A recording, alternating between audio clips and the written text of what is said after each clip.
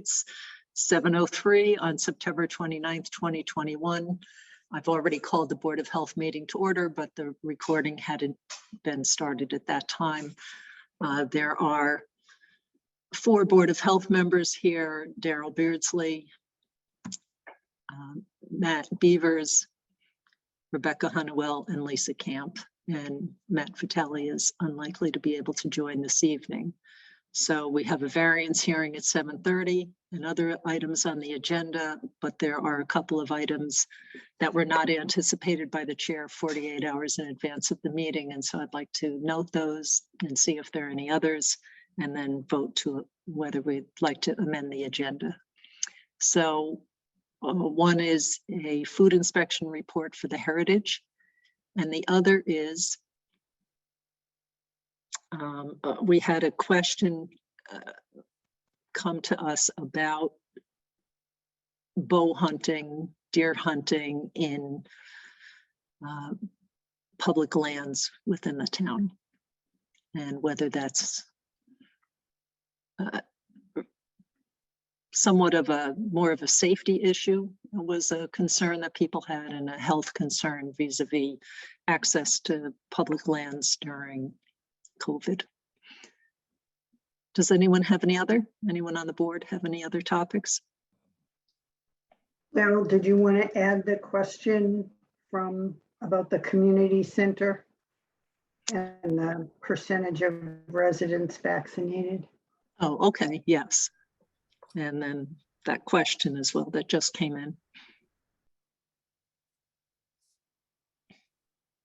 Anything else?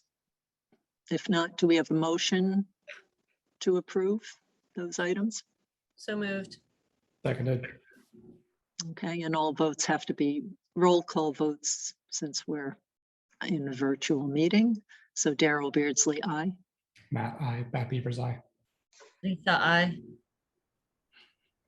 Okay, and Lisa, if you can keep track of people who are on and what issues, I'm wondering if, I'm just going to look and see who might be on. So community center looks like we can maybe hold off. Yeah, I mean, I don't know who K-Phone is. So yeah, some of the names I'm not quite sure if they're just interested parties or not. So. Okay, so K-Phone, if you could change your name, that would be helpful. Okay, any preferences to which of those issues? I will say that the people who raised, some of the people who raised the question about the hunting might attend, but they were not available early. So how about Heritage? Sure. Okay. You know what? Maybe we should do something other than Heritage, because I have to download that before I can bring it up.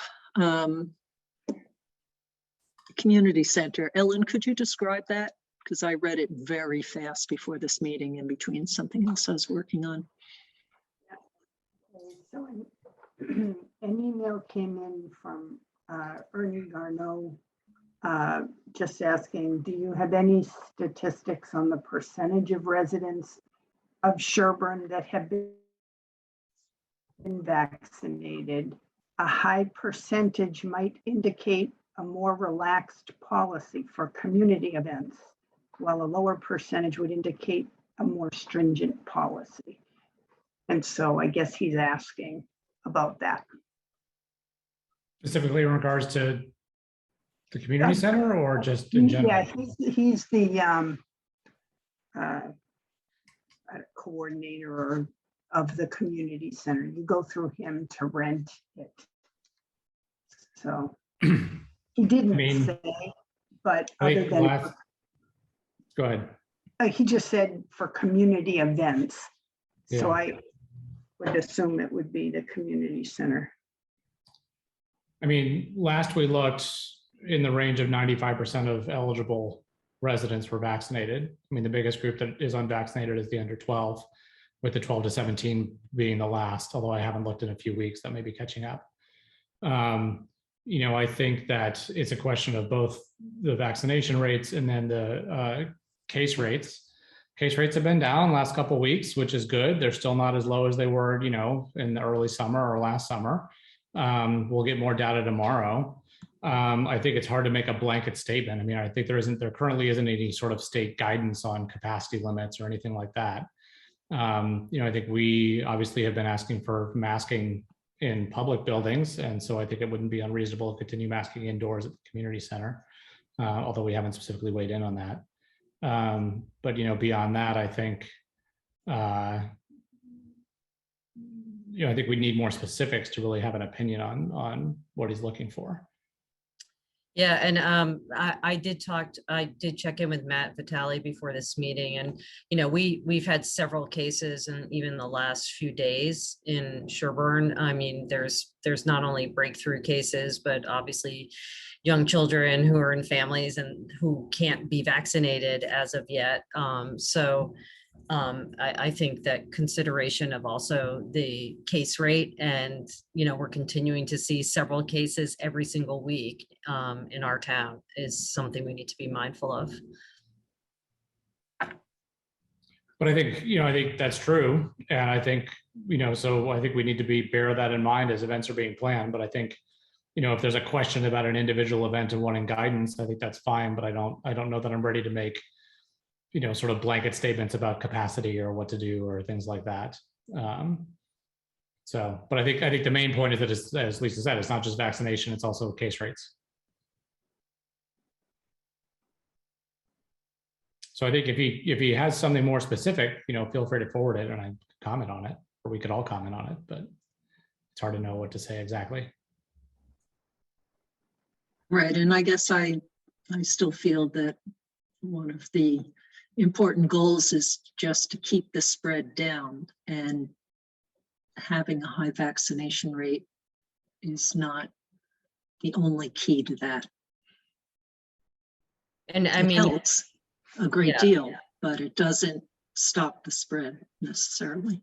And events in the community center aren't necessarily limited to Sherborn residents. They're limited, they're very case by case. So, vaccination rates obviously vary across the state and country. So I think it is really probably inappropriate to make a blanket statement about events there.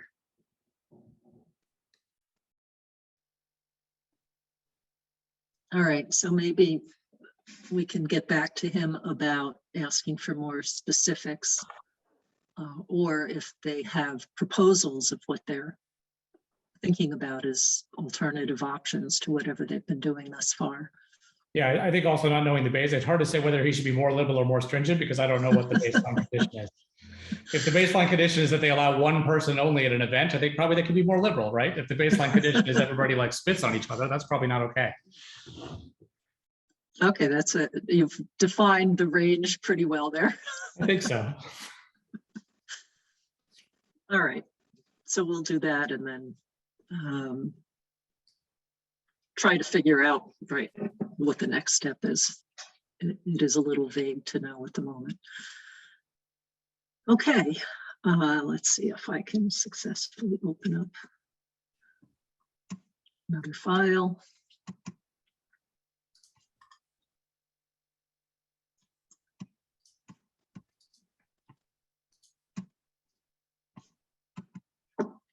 All right, so the heritage.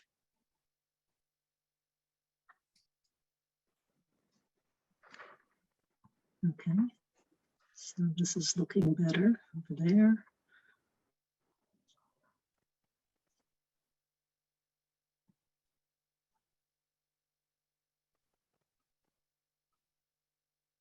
This just came in, so I don't know how many people had a chance to see it before.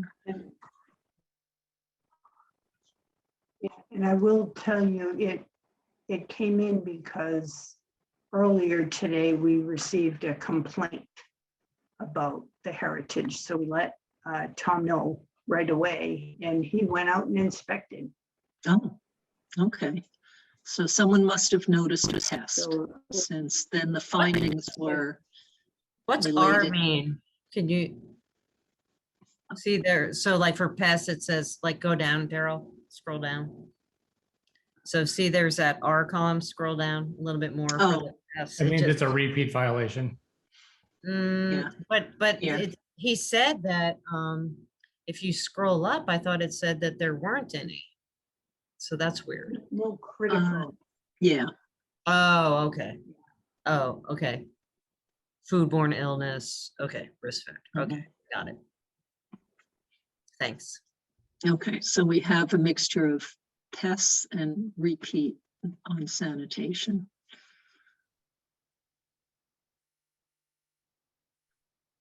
Okay, here. So a couple cleaning issues. Yeah.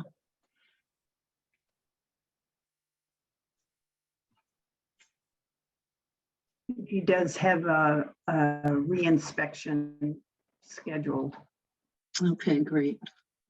for. Heavy supplies, dining.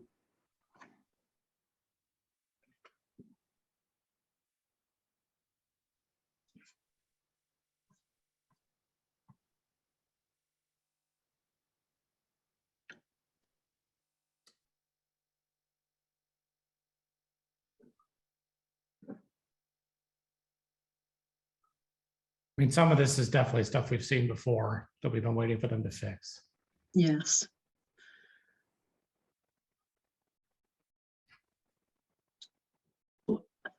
When we have a chance, we'll have to speak with Tom to get some more details, because we had talked at one of the meetings in the past about whether there might be a shutdown period necessary for things to truly get into compliance.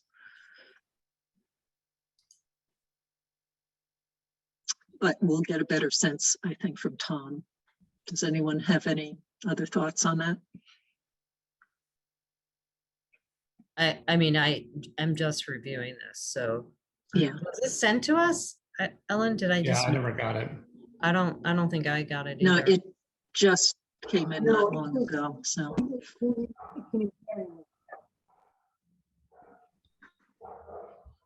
I mean, I think we need a repeat and we need to see what's going on. I feel like these issues with like the door seals and the bulkhead door were on the last report, although we'd have to look back to be certain. There's always water pooling on the floor there, it seems. It's getting a little old seeing these over and over again, I gotta be honest. Yes. I mean, I think Okay. it'd be useful to have Tom come to the next meeting or come to the meeting after he does his repeat inspection. I concur. I think that would be good. Okay. All right. So we'll stop that one. Okay. Back to the agenda. Let's see. Mark, are there people here who in 13 minutes have an issue that we could address? Hi, everyone. From what I can see, I don't know how long the bedrock disruption will take. I don't, but Anthony's here, the general contractor, Sporandra, and Dara, I'm sorry. And then I don't know if we have anyone here for, let me see, 40 Woodland. Mark, I'm here Okay. for 40 Woodland. Yeah, I think and Anthony, I think yours is going to take a little longer, so I would suggest we do 40 Woodland if we can. Yeah, I agree that, Yeah. because I drafted some materials for that we could take a look at. Okay, so 40 Woodland.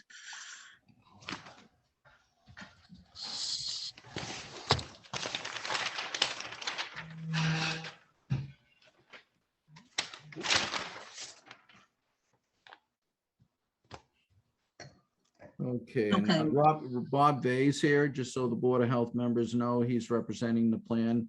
The registered sanitarian is part of his firm, and she's here as well. Oh, okay, I'm sorry, I didn't see her either, so I Yeah, apologize. to she's both of on, you. we're together. Hi, how are Okay, you? yeah, they work closely together, I do know that. So. What is the name? Robert, what's the name of it's your wife, right, Robert? No, it's my sister-in-law. Your sister-in-law, I apologize. Okay. And what is her name? My name is Mary Van Dyce. And hello, Mary. Sorry to marry you to someone else. No, and I go by Beth, but you'll note that the plans are always signed Mary. So I'm Mary Elizabeth. So Okay. Well, thank you both for being here. And the Board of Health is reviewing this plan as a policy that it goes through the Board of Health for final review. I did review this plan and they did submit one revision with all the corrections. The Board of Health should know that this is a replacement septic system. So in respect to the septic system, they are replacing I believe, a failed system. They located it further from the pool. If you look at the lot, the wells are in the front for all three homes on Woodland, the two abutters, as well as the actual house at 40 Woodland. And then you have a pool. So they chose the back area, which they were very fortunate to find good soils in respect to perk rate and so forth, and groundwater. They did apply a Frimpter adjustment because in sandy soils, it's very hard to find models to determine groundwater. So they used the Frimpter method, and that's been done. The process there, the soil evaluator was, I can't think of Dan's last name. Help me, Robert. Oh, it's O'Driscoll. O'Driscoll, thank you. And he was out there with me for the soil testing and conducted the Frimpter methodology for the groundwater determination. Everything on the plan now is, in my view, in compliance with the state and local regulations, and I recommend approval. And I believe you did not design for a garbage grinder, so you would need a deed recording for that. No, we designed with a garbage grinder, Mike. Mark. Unfortunately, I didn't draw your plan off the agenda, so I'm looking at this one and I forgot if you had or not. So you will not require a deed recording. I was not for sure of that, to be honest with you, because with good perk rates like that, usually you can design for the garbage grinder. So Right. That's fine. Just so you know, though, we will let the client know when they finish the system. We still don't recommend a garbage grinder, but it has been designed for one. I will tell her that as well. But I'd like to, if I can, I'd like to design them, get a little bit. That's okay. Yeah, that's fine, because you never know if they'll put one in down the road. So, but in that respect, I recommend approval of the plan as presented. Okay, does anyone on the board have any questions? Or anyone else in attendance who might be a neighbor or something? Although it's not no variances are being requested. Yeah, that's what I was just confirmed. There's no variance. So Right. they're meeting all of our. That is correct. It could meet new construction based on the groundwater, the perk rate, and location and so forth. It meets our requirements. Then Okay, good. okay, do we have a motion to approve the plan as provided? So moved. Seconded. And I'll just note, Mark, I think it would be a great idea to let the owners know that even though it's been designed for a garbage grinder, that could lead to premature failure from clogging of the system. I will definitely do that. In fact, today at a different location, we had that same conversation with a different engineer and a different applicant about the fact that it was designed for a garbage grinder, and she's planning to take it out after our discussion. So, and I'll make sure I do that with this applicant as well. And I think Bob Vay indicated he will do the same. Right, I don't know if it's the same owner who is replacing the system as who will be using the system, but after, I'm sure, the expense of this, they might want to avoid that or Yes. delay the next time that has to be done. Yeah, I agree. Okay, any other comments? Daryl, aye. Matt Beaver's aye. Lisa, I.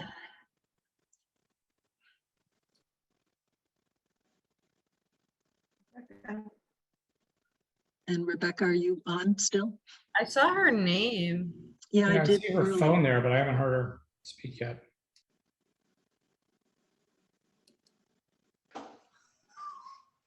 I can't chat her because we've disabled Oh, chat. yes, yes.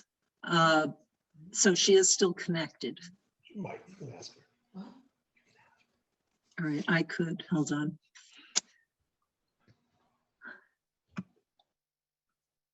All right, chat is enabled if you would like to try and chat to her to find out. She probably can't type. if she's on her phone. Yeah.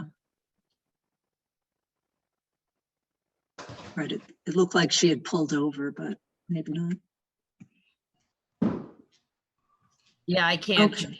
You can turn the chat off. It's not Okay, available. all right. Okay, so I don't know how Okay, you just record that, mark- Ellen, but we did have a quorum voting, so that's, Yeah, I'll just mark it as a 3-0. That's what I did for the amending the agenda also, because I didn't hear a response from her. okay. Well, we have a quorum at least. Yeah, Okay, and let's see, we have 6 minutes. Okay, thank you. Yes. Take care. Take Bye care. Okay, how about flu clinic update? so I did, I will be able to bill insurance for, without using the color program for this year, but instead of having it, had I used color, it would have been, you have to submit everything within 24 hours. It'll be a secure email that they'll provide me with an Excel spreadsheet. I'll have to put all the information onto the Excel spreadsheet and submit it that way, but I'll have 30 days to do that after the clinic. So Right, which is a big help. I've had a very hard time getting, yeah, but I've had a very hard time to get volunteers to work it. So the Council on Aging will be helping. And then I talked to the VNA. I have one nurse that volunteers all the clinics, that is a huge help. So she will be working it. And then Natick Walpole VNA will send either 1 or 2 nurses to also help, depending on how many people sign up. Okay, And the and they- Council on Aging is helping with that. I'm not. Go ahead. Oh, sorry, Yeah, go the ahead, Council Ellen. on Aging is helping. They are helping anyone who needs help filling out the forms. They will be there the day of the clinic to help. And I think that's it. So, it's not that far away. Okay, and Zach, are you But still it on? will be a drive-through at the highway garage. Mhm. Okay, and maybe we could also get some of the EMTs, perhaps, and maybe using ARPA funds, help pay for their assistance Yeah, with I had this. asked. I don't, Yeah, no, I had asked that. Yeah, I had asked Zach if, and he had said yes, that he would send out that they'll be able to help as well. So we okay, should be all right, but it will be for adults only. We're not getting any vaccine from the state for children. So Hey, we're Ellen, not vaccinate children. would it help to maybe post that on Nextdoor or some other, or on the town website? Like, if you're a nurse or if you're interested in assisting at the flu clinic, we could use your help. Would that be, on It's social? on the town website. Oh, I Ellen, think- you're I breaking think up. we'll have enough people to. Oh, geez. Is that any better? Yes. Okay. I think with the VNA nurses and the EMTs, if needed, with the other nurse, we have plenty of vaccinators. It's the other people who help, and they're supposed to be MRC volunteers that have gone through the background check and that type of thing before they work it.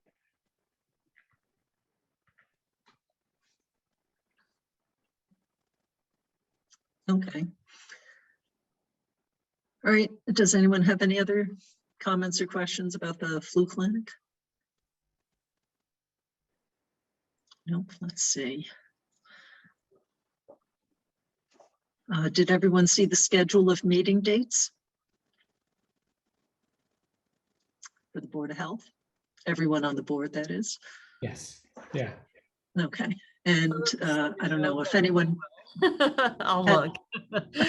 if anyone has any comments, it's the usual schedule, first and third, not school vacation weeks.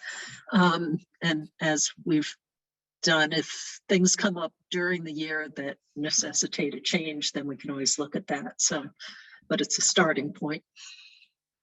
Seemed completely reasonable to me. Okay, so do we have a motion to approve the schedule? So moved. Second, although I haven't looked at it. But I'll approve. Okay. It looks a lot like the Imagine the last first and few. third Wednesday of every month. Oops, Ellen, we can't hear you. Hmm.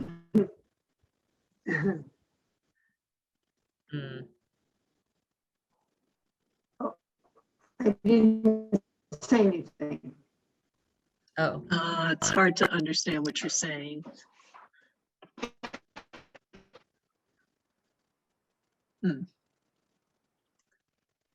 I'm not saying anything. Oh, you're not saying anything. Okay.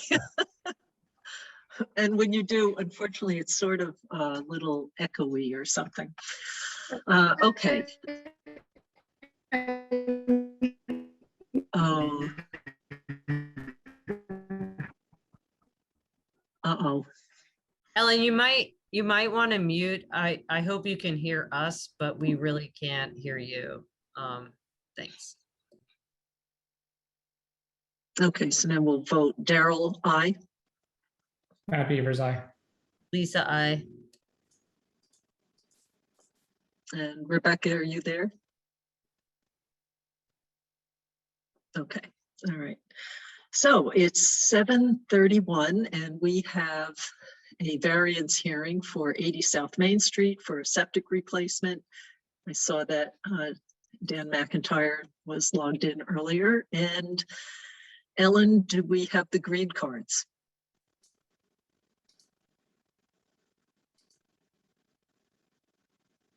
Ellen, you're on mute, but I don't know what the audio issue is.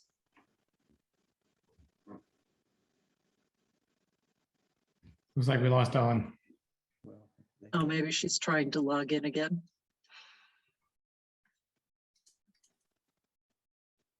Suppose he's not there. Oh no, she is still. Variance.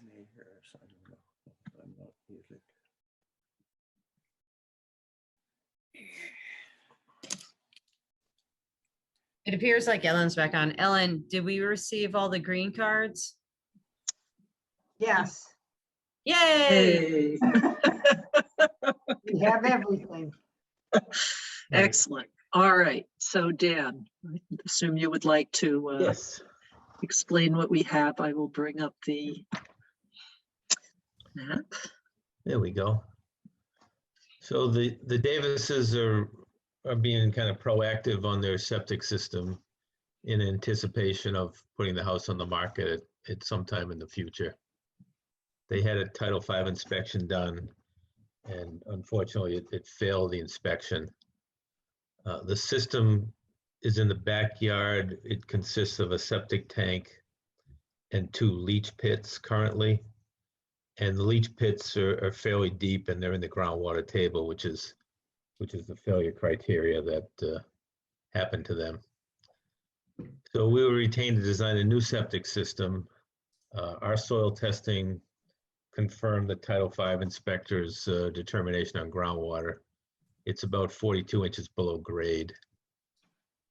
The only real location for the system is way out in the back in order to meet well offsets for the 2 neighbors Mhm. and the on-site well in the front yard. Yeah, so here's the on-site, here's the 2 arcs for the neighbors.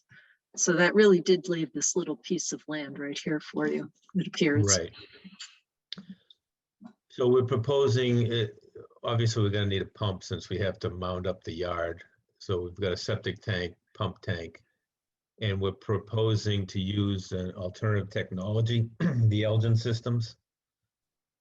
So we can take advantage of the groundwater offset reduction allowed by DEP for this system in order to try to keep the mound down to a reasonable level.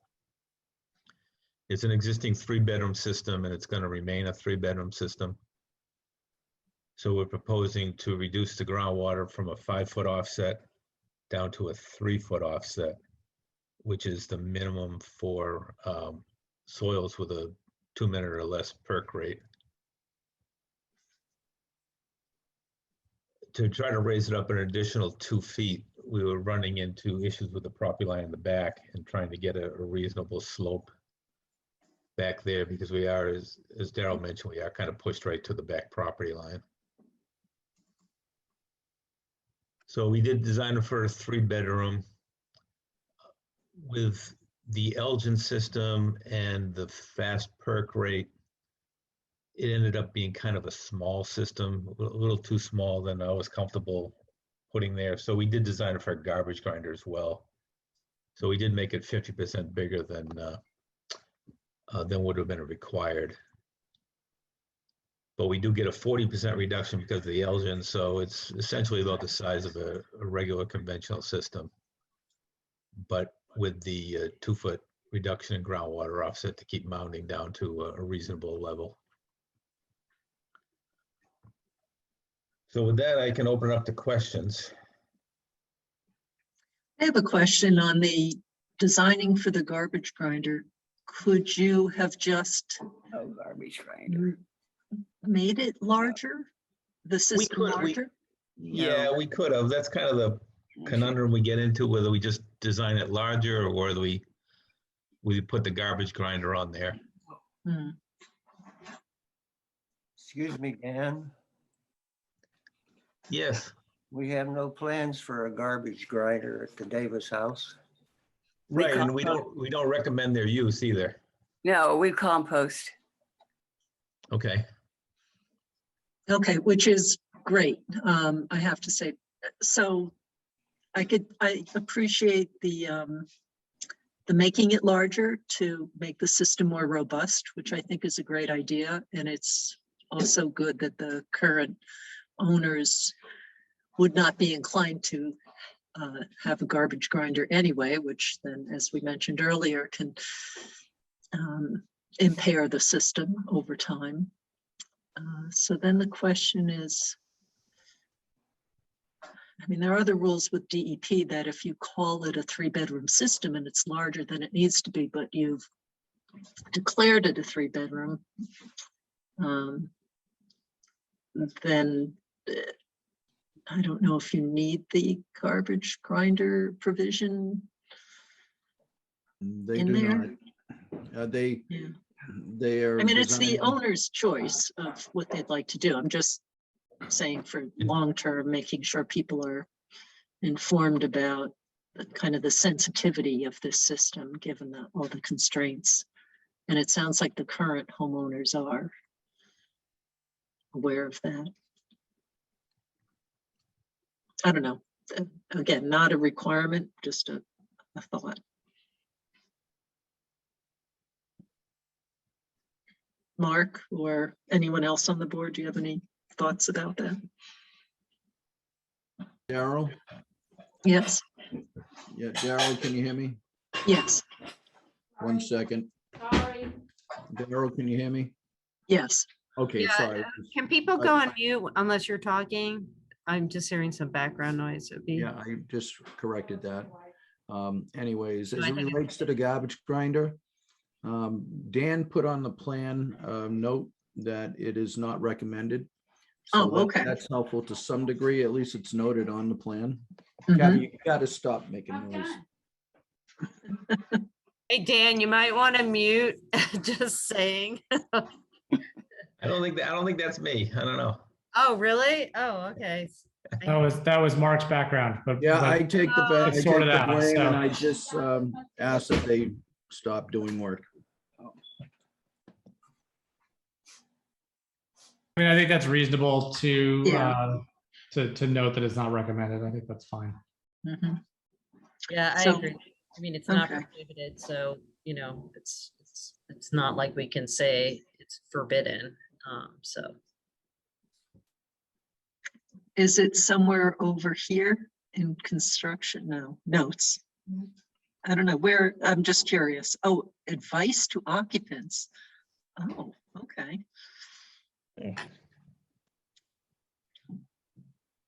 No, there's a, oh, there's a there's a little conflict on the drawing then. This is our standard advice document that the system is not designed for a garbage grinder. So that's a mistake on this particular plan. But up in the upper right-hand corner,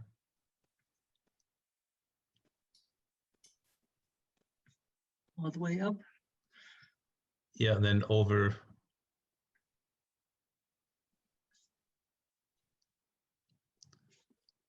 Well, we've Somewhere got the capacity. Oh, this is the older drawing too. Okay. Oh, okay. So, Yeah, we revised the drawing to correct because Ellen picked up on a clarification error on the garbage grinder. Yeah. So we- Okay. we And the plan I revised- have, revised that is plan. correct. The plan I have does have, yes, a So you- garbage grinder is allowed. And not recommended though. And then it says not recommended. oh, okay. All right. So that, all right, that sounds good then. That it keeps it clear. Okay. So are there any other questions from the board or comments? No, not for me. I'm good. Okay. And Rebecca? Okay, or any abutters have any questions? Otherwise, we'll go to the variances.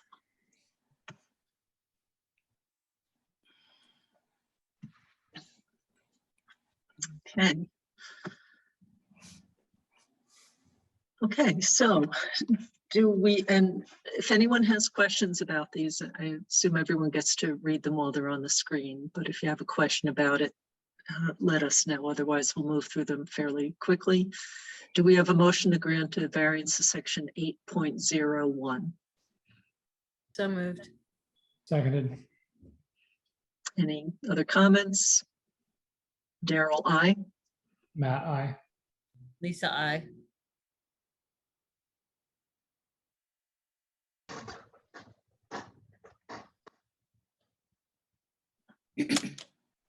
Okay, so, all right, I'm not looking at the participants, so Lisa. Daryl, if I can add, I saw Rebecca online, so she may be with us, but I don't know. If she's I have not heard her vote. I can see her, but I can't hear. I can see her trying to talk and she's not muted, but I can't hear her. Yeah, we can't hear you, we can't hear you, Rebecca.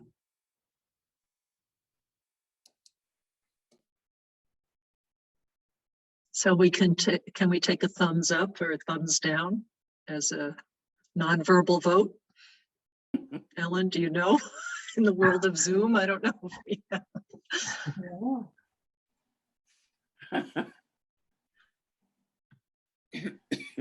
All right, she did give a thumbs up. Okay. Excellent. All right. Do we have a motion to grant a variance to section 8.02? So So moved. moved. Seconded. Okay, any other comments? Nope. Daryl, I. Matt, I. Lisa, I. Thumbs up from Rebecca. Excellent. Okay. And then there's a Title 5 local upgrade waiver requested. So do we have a motion to grant a variance to 15.4051H? So moved. Seconded. Any other comments? Daryl, I. Matt, I. Lisa, I. Rebecca, Okay. thumbs up from Rebecca. Okay, great, thank you. Okay, so we'll close the hearing, and are the plans ready for approval, Mark? Yes, Darrell, they're ready for approval, conditional to a deed recording for the innovative alternative system that will be in use. Okay, so do we have a motion to approve the plans with that condition? So moved. Second, Okay, any other comments? Darrell, I. Matt Beavers, aye. Lisa, I. Rebecca Honeywell, I. Can you hear me now? Yes. Yes, we can. What I did, I don't know, there's something the matter with the audio in my computer. I'm so sorry, because I was in the meeting the entire time and you haven't been able to hear me, but I finally just called in on my phone so you can hear me and I can see you. So I apologize. Okay, no, that's great. Okay, Well, thank you very much. thank you. Oh, so look what popped up here as I close those other things. So why don't we jump to this topic as long as we can.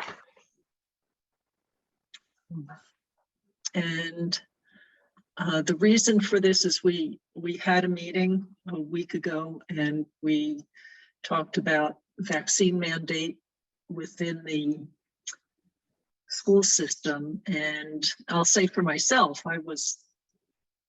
when I voted, I certainly was thinking of the district, the regional district that covers both Dover and Sherborn. So, And I'll say that as I was typing this, I meant to say schools, not school. So it was drop of an S, and I was surprised when I went back and read it. I'll also note that Dover already voted to say that it was their intent for it to apply to all public schools. In Dover and Sherborn, they haven't approved the specific language, but if we do tonight, they're going to address it tomorrow. Okay. Okay, and so, right, so you, thank you, Matt, for making the edits to make it unambiguous. So does anyone else on the board have questions about this or comments? No. And is there anyone in the audience who has any questions or comments about this? This is really I would call it an administrative clarification. Yeah, it's an edit. It's not really a question of the substance. Right. To make clear what our intent was. And as long as everyone else agrees that this was also their interpretation of what we were voting on last time, but.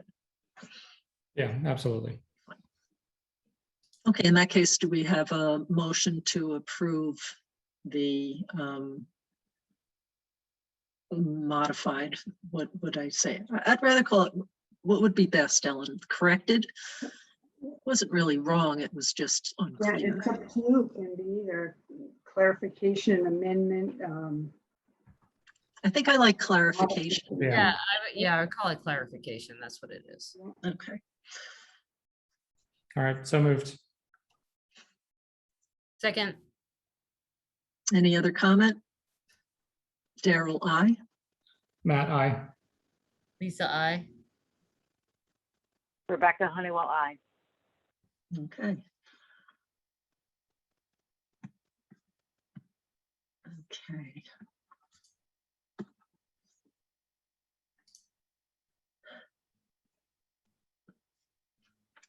I was going to say we could continue with the COVID-19 update. I mean, that just happened to come up, but shall we do that or the bedrock disruption?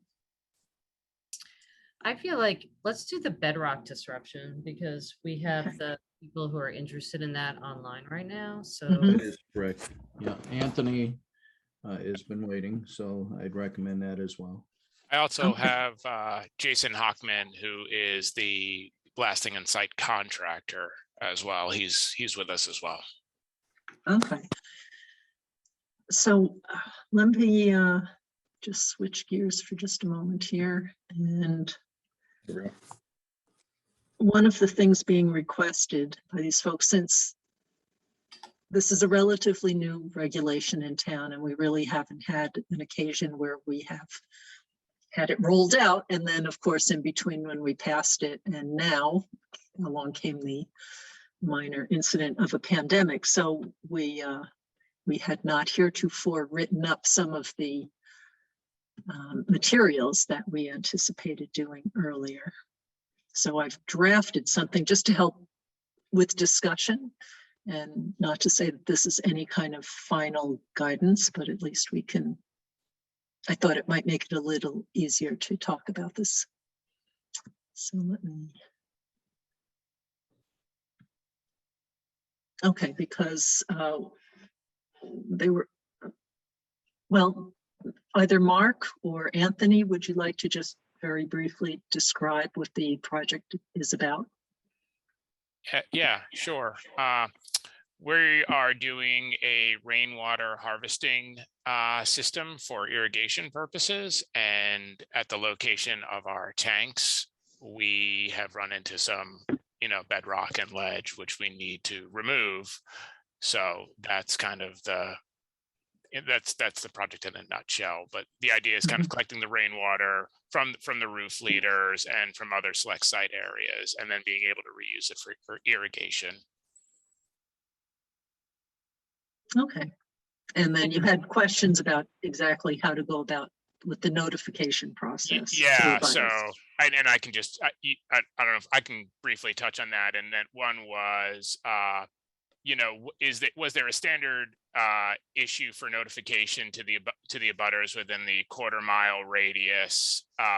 Because sometimes, and I'm just equating this to what I know, if we deal with like a historic district and we're dealing with a historic property, typically there's a form that's issued by the town that we then distribute. So I didn't know if that existed, or if there was certain language that you would like us to incorporate that I would then draft and then distribute, or if neither of those had this happened in a previous project, then maybe we could crib a little bit from.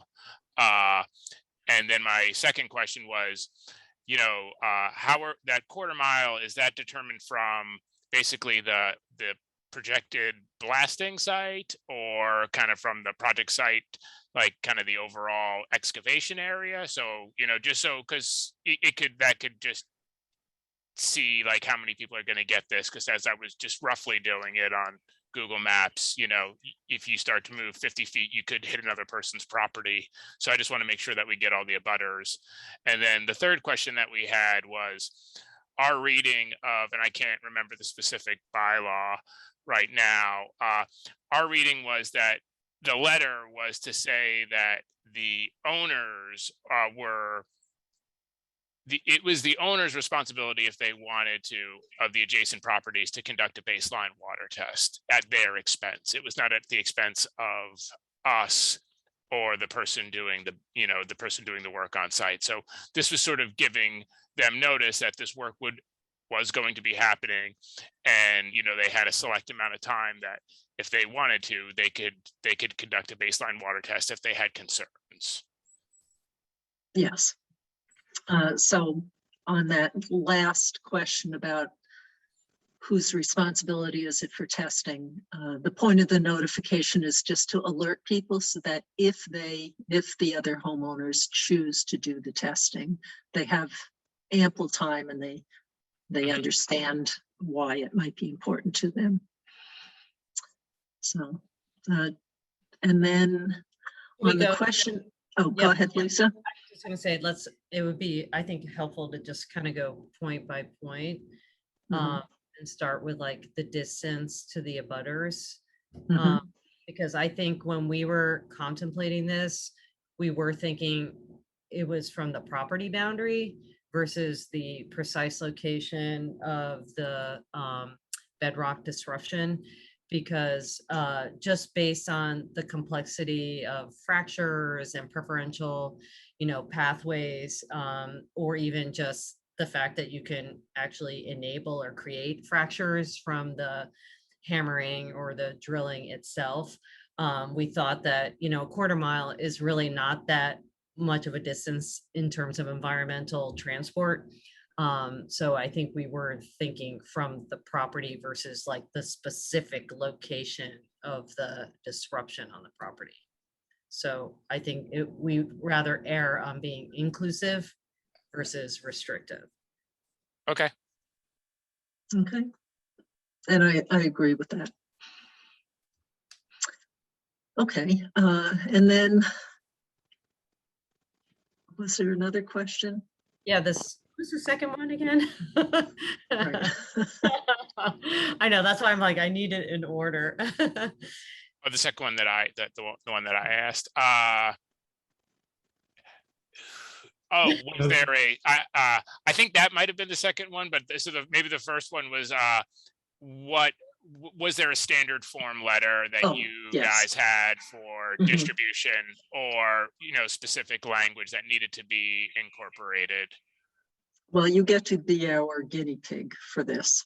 So, and then there's a question of, and we can look at kind of some of these elements that I've mapped out here, and whether we create something that you can fill in the blank, schedule anticipated dates of when the bedrock disruption will take place, roughly, or starting on date could be another option.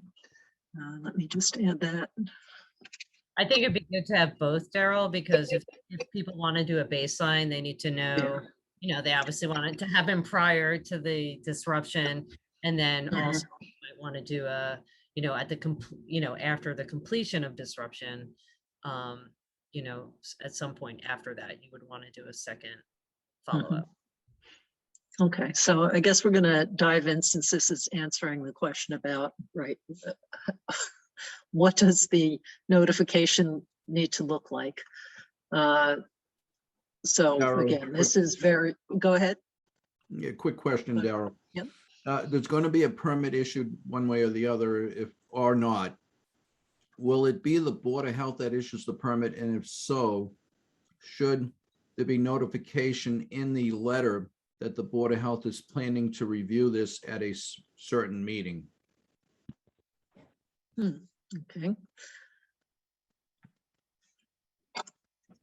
Are we issuing permits per se at the Board of Health? Because That is included in the description of the section 10. It's the last bullet. About the permit shall not be issued, and it talks in A and D. A permit shall be required, and most permits are issued by the Board of Health. So I was just curious. It does say a permit application form must be completed and submitted to the Board of Health. So when it comes to notification to the 0.25 mile abutters, there may be, well, my suggestion would be that we let the abutters know that there's a set date for a hearing, not a hearing, but a review of the permit with the Board of Health, so it's transparent. Yeah, and I mean, I think Daryl's capturing the information we would want, like how long is it going to take? What quantity of bedrock's going to be disrupted? And I'm presuming, Anthony, that you evaluated numerous locations proximate to the sort of stormwater collection, and that there was no location proximate to the leaders that did not have shallow bedrock. I mean, there's been a history of some bedrock on the site. When looking at this with our civil and kind of based on all like factors, this seemed like the obvious location. I think, so I would say that, like, we've considered most everything. Have we dug up the entire site looking for other options? No, but when you start to look at running leaders further, and you start to get, the further away, the deeper you get too. So it's like it's a challenge. So I would say I agree, and I as long as we're minimizing the volume of bedrock that needs to be disrupted, I think that's the key. If it was zero, awesome, but just keeping that. I would love it more than anyone for there to be zero bedrock here. Right, to the lowest volume possible, certainly is our preference. And I really don't think that we should permit really any blasting agents. obviously perchlorate's like off the table. But to the extent feasible, we would strongly recommend not using any blasting agents of any kind, because you're introducing additional chemicals into the aquifer. And that is not something that we want to really condone. So, using physical hammering and drilling in lieu of blasting agents is certainly the preference. Yeah, I think unfortunately with I think the quantity that we need to, and Jason can probably weigh in a little bit more on this, and kind of as we've kind of looked at the potential of bringing in a big hammer to do this job, it just doesn't really work. Our estimated quantity is about 100 cubic yards of rock to a depth of about 16 feet from the existing ground. I don't know the exact depth in the rock that we need to go here tonight, but the hammering to get those tanks in, we had a drilling and blasting company out who does all of our work, and he looked at it, and they work on rock every day, and he said, you're not hammering this rock, it's just going to be a waste of time and money. And if we did attempt it, it would be weeks, where the drilling and blasting operation would be approximately 2 days, 2 to 3 days. It'd be a day of drilling and 2 days of small shots in order to break what we need. So yeah, we would need detailed information on blasting agents, and perchlorate is forbidden. Yeah.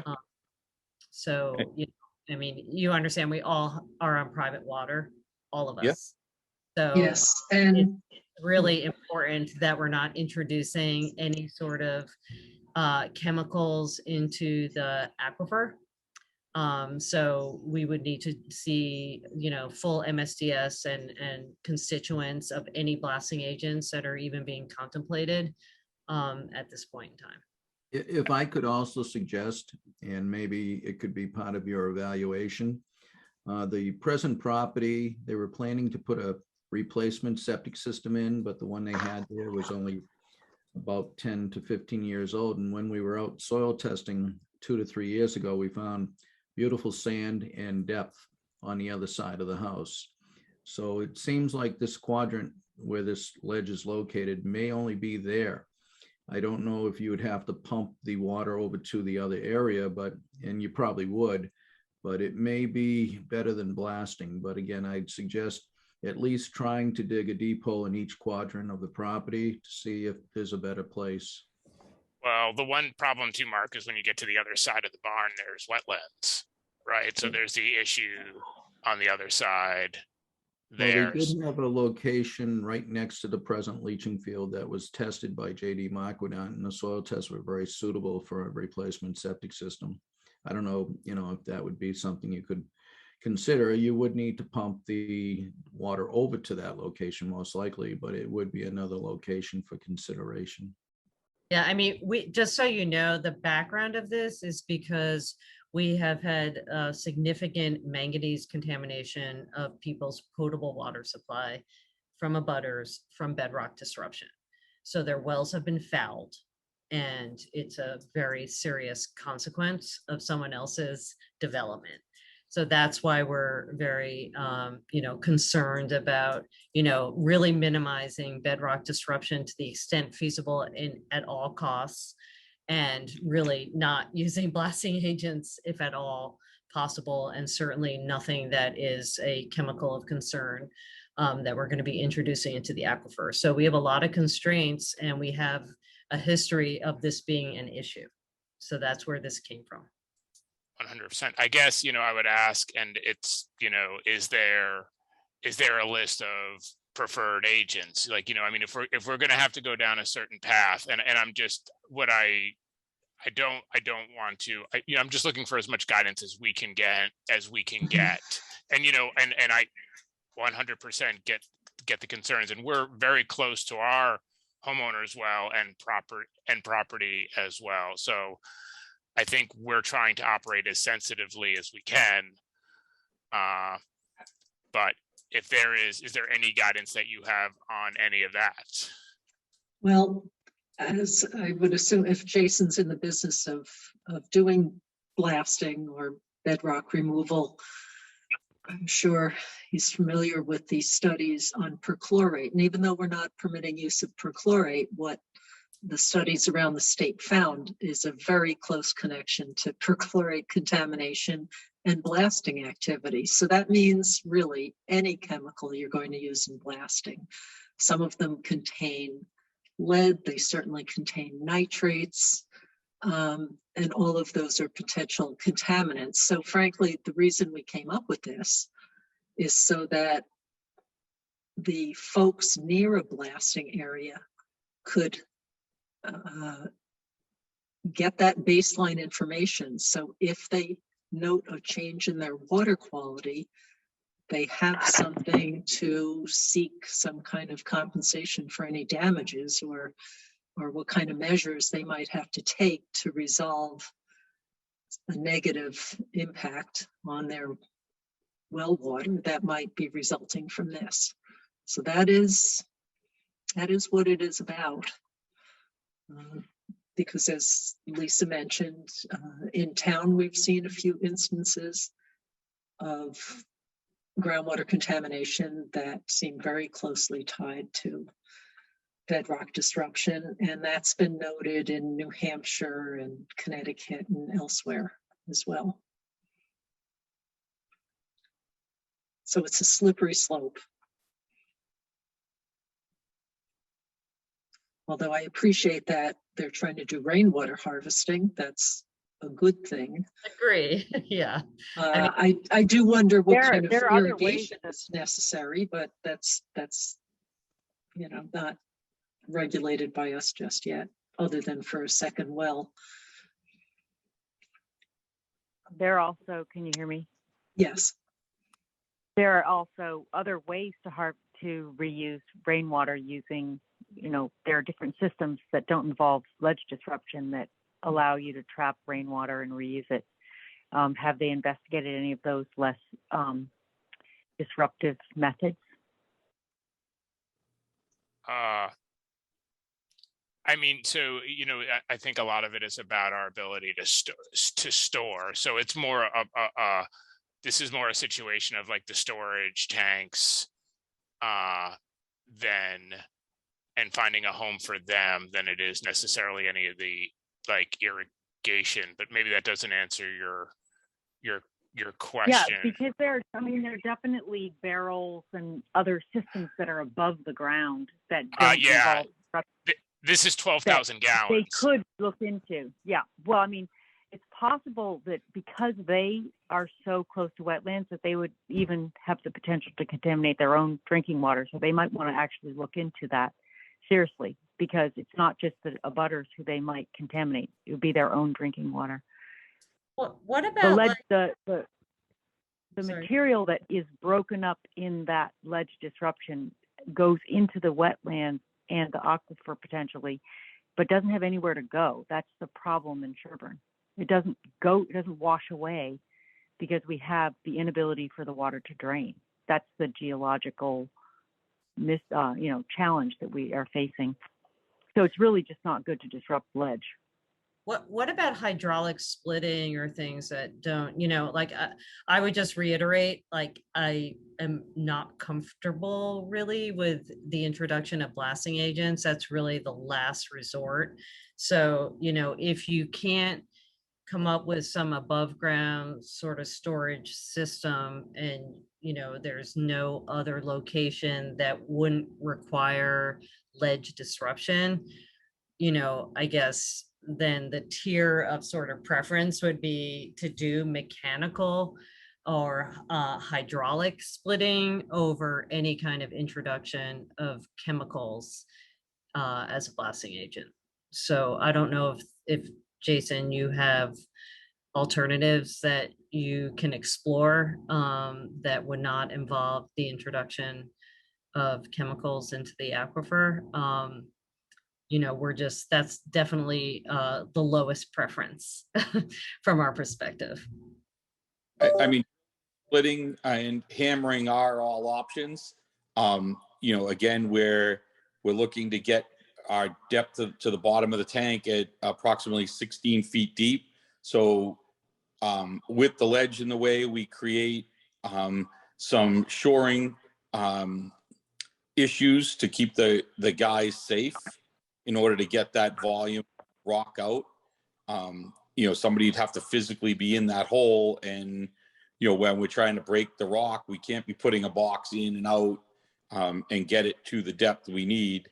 So that's one of the reasons we looked at the blasting, and it's just a lot less disruptive to the overall project and to the neighbors in the time frame that it takes to do it, and it gets the result.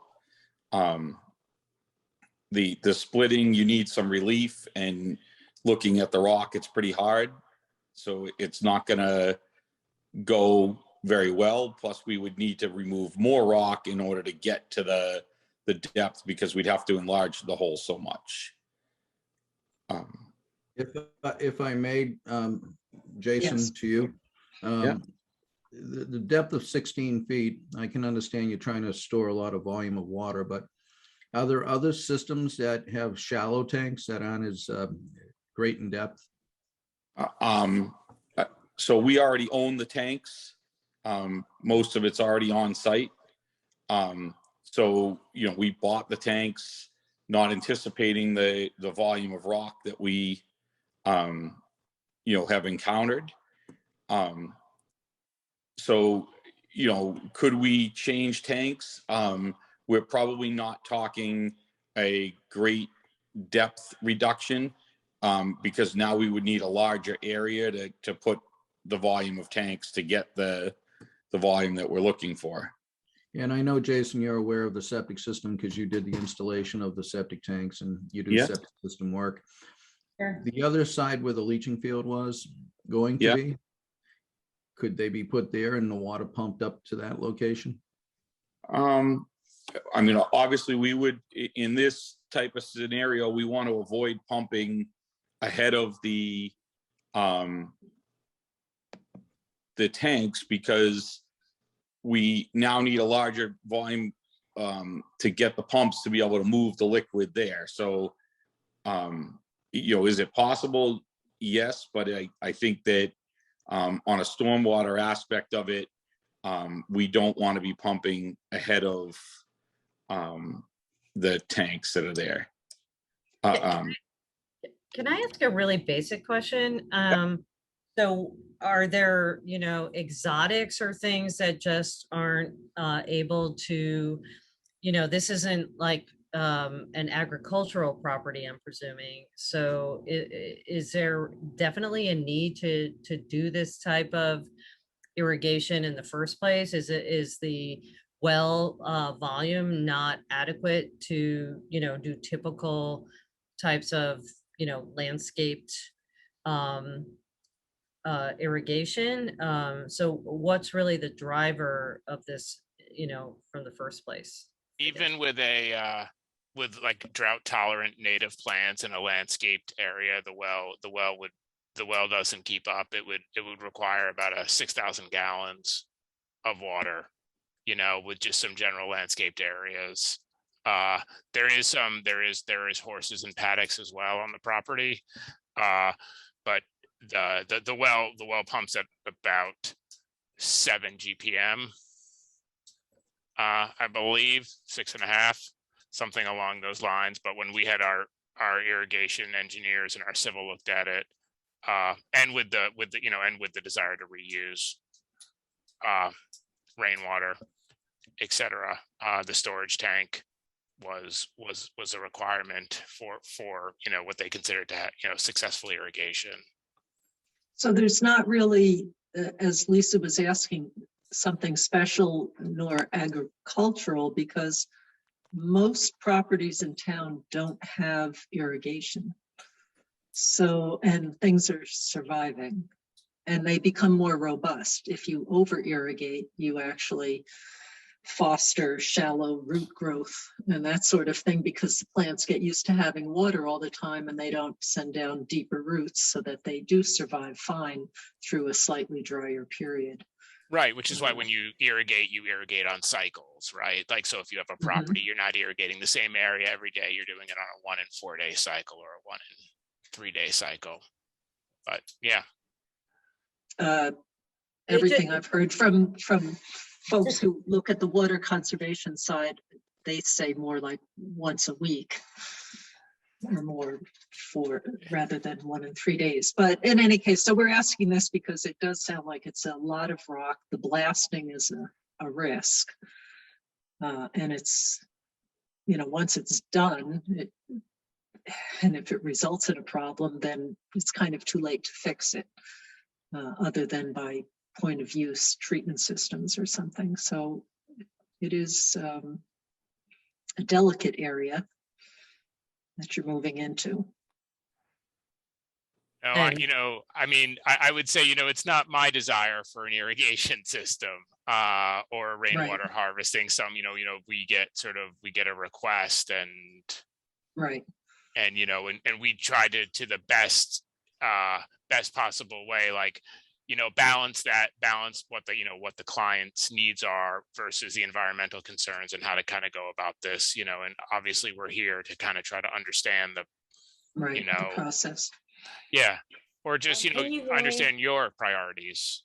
Right. I mean, it's unfortunate that you went ahead with like really large tanks before we had this discussion, because it sounds like perhaps if you could use smaller tanks, there would be less need for that extensive a volume and potentially the use of any blasting agents. So I think that's something that, should be contemplated. The whole point is we want to minimize blasting, period, in the town, because we have seen problems ensue. And so secondly, if you absolutely need to blast, we want to minimize the extent of the blasting or the disruption. And then, thirdly, like we said, we'd much prefer just simply physical removal or hydraulic removal versus the introduction of any agents of any kind. So that's sort of the tiered approach that we would like to see taken. And I totally get that this was a performance standard that we set forth, and it wasn't very prescriptive or detailed in terms of what kind of notification, et cetera. So we definitely appreciate you coming to this meeting and having this discussion with us. But I just want to make sure you understand our, sort of preferred sequencing in terms of methods and just even the need to do it in the first place, and to minimize all of this to the extent feasible. Okay, so Rebecca had her hand up and then someone else. Can you hear me? I signed into a different computer to see if it would make a difference. Can you hear me? Yes. Okay, good. I'm going to turn my phone on. I'm going to sign out from the phone. Have other sites on the property been investigated for installation of these tanks that don't involve ledge disruption? I mean, that's what sort of we were talking about earlier. And I think when we looked at it initially, this seemed like the best site. Now going forward, some of the sites mentioned on the other side of the property, there are the extension of wetlands, which make them probably not as suitable, but have we explored every site? No, not yet. It might be worth it just because of the problems we've had in the past. It could be problematic. The process of disrupting the ledge could be problematic because of the past history we've had in the town. So it might be worth investigating the other sites, is what I'm saying. Okay, and Marion, you had a comment?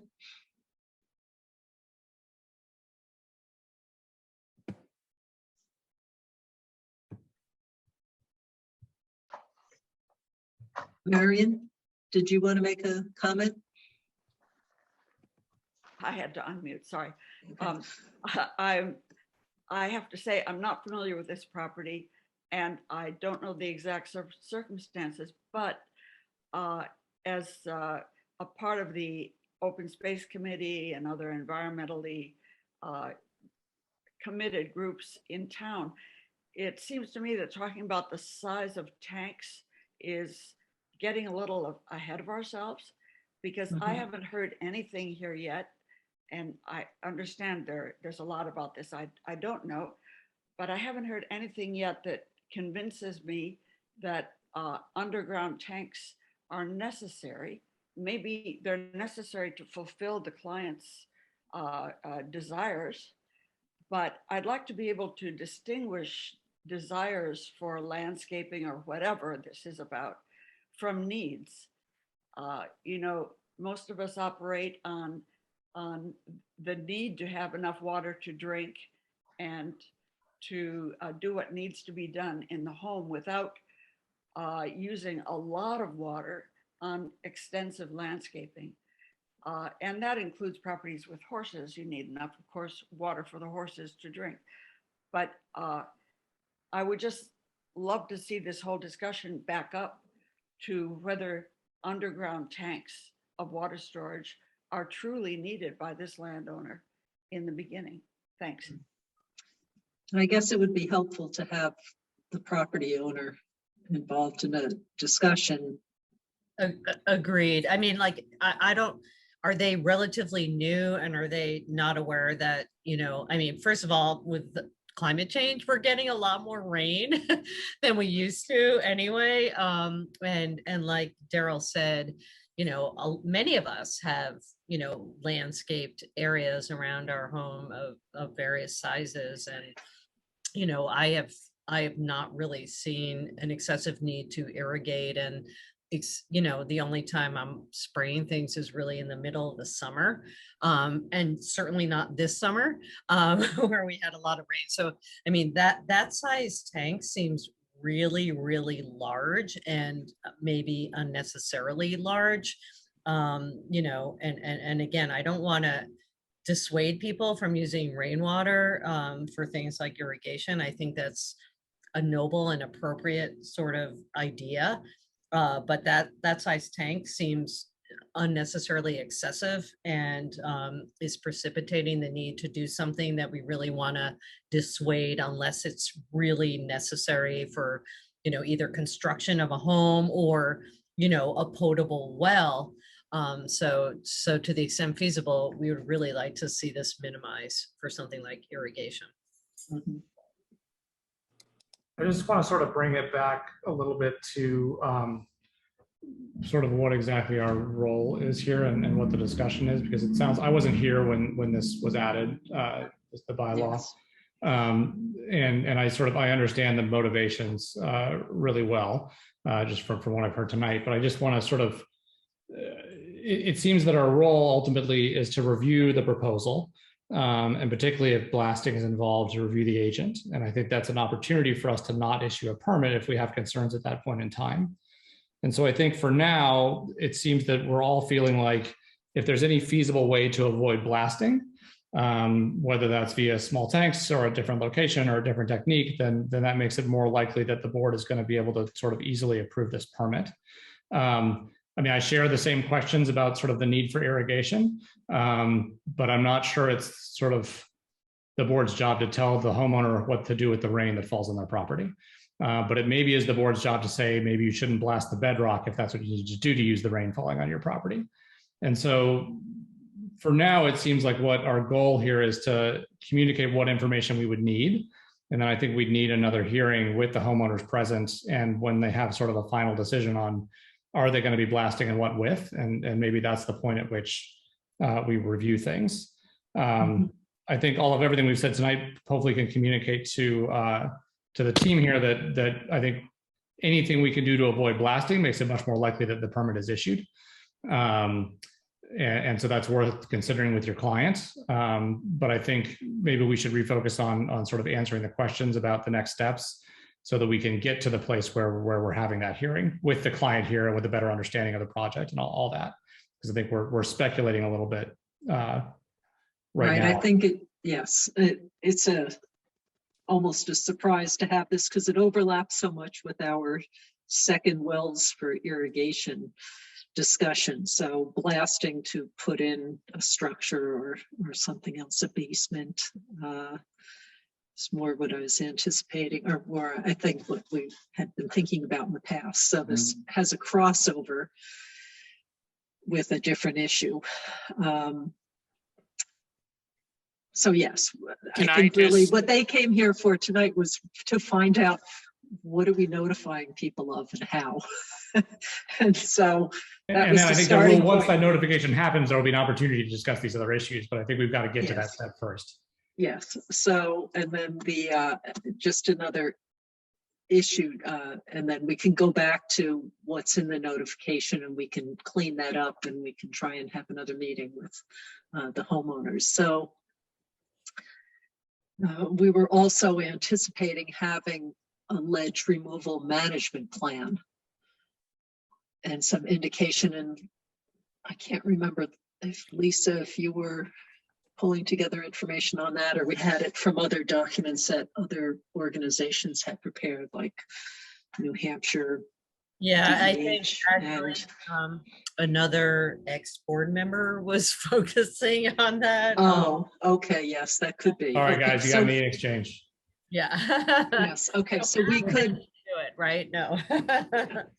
so we could pull that together in terms of best management practices, but just so Anthony, you and Jason know, some of the issues are separate from the blasting agent, which is a whole other matter, but any breaking up of the rock, what we're finding is since we have manganese around, you get a lot more particles, you have a lot more surface area, there's more opportunity for leaching or dissolving of those materials by rainwater, and then that's pulled down into the ground or into surface waters, and it results in contamination that you wouldn't see from the big solid piece of bedrock that might be sitting in the ground. And so there are, for example, if you break something up, you immediately remove all of the fine pieces and take them off site. Or if you're going to store it on site for some amount of time, are you covering it? How are you preventing it from leaching into the ground? That kind of thing. Or how do you minimize the fines? So again, say bedrock fractures aren't getting clogged up and maybe people aren't getting the quantity of water they used to get, or it changes flow patterns, that kind of thing. So that would be something that we'd also be looking for. And fugitive dust emissions, like constant wetting throughout the disruption process to minimize, fugitive dust emissions that can, be transported to other properties or the homeowner. So that kind of thing. And then covering of things, if it's going to be a multiple day process, you want to be putting, covering things, plastic, so that there's not rainwater or water that could transport those materials in the, during the process. So those types of measures. And Darryl, if I can too, as Sure. I noted on the agenda, it was more just to set up the system to get them to the next point, which would be the Board of Health meeting. But now that they have a little history on how this came about, I'd suggest that they talk to the homeowner, as you know, to get that straightened out first, make sure she may need to understand too that this could affect her well as also. So yes. And I think they noted her wells close to the area. So I think it, may be best at this point, we'll work on, well, the board, it's up to the board, but on procedures to get to a meeting with the board. But at the same time, for this one particular project, which will be our first that we review under bedrock disruption, maybe review with the client, the pros and cons. Yes. Okay. Just, I'd be happy to add a few more details. I thought when a meeting for the permit review is a good addition. I'll just show it was basically, what's happening, some of those details, where it's happening. So maybe that helps someone understand how it relates to their property. why they're being notified and what they should do once they're notified. And this is very scant at the moment. I tried to keep things short. I don't know. One option is people can write it up as they like, or we just make it so that it's a fill-in form with various fields to fill in, and maybe that's the easiest.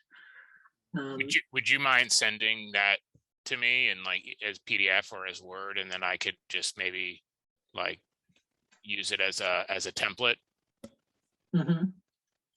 Does the board have any preference of whether we let it be up to the applicant as long as they include all of the pieces of information that we want? I would think some of these things we might want to specify, like the reason of why they're being notified.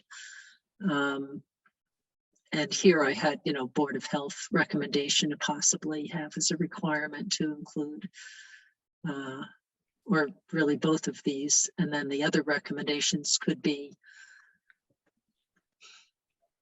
it's a little tough. I mean, we know manganese. We're concerned about the blasting chemicals should be listed up above, and the other homeowners could be checking with the labs that they would be using, and they could advise them on tests to match up with the blasting chemicals. Yeah, if that's what's definitely. proposed. And I think, Daryl, like we said during this, we really want to minimize the introduction of chemicals into the aquifer and avoid blasting agents to the extent feasible. Like that's the last, the last, preference in terms of bedrock disruption. Yeah. I think we need to just keep it performance-based though. So I think it's fine to send this to Anthony.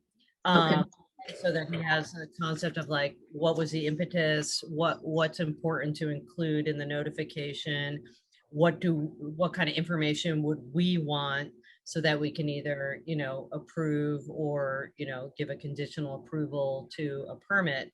But I don't think we want to get too prescriptive. So I think what you have is probably okay in regards to that, but we don't want to tell people what to do. We want to just say, here are the objectives.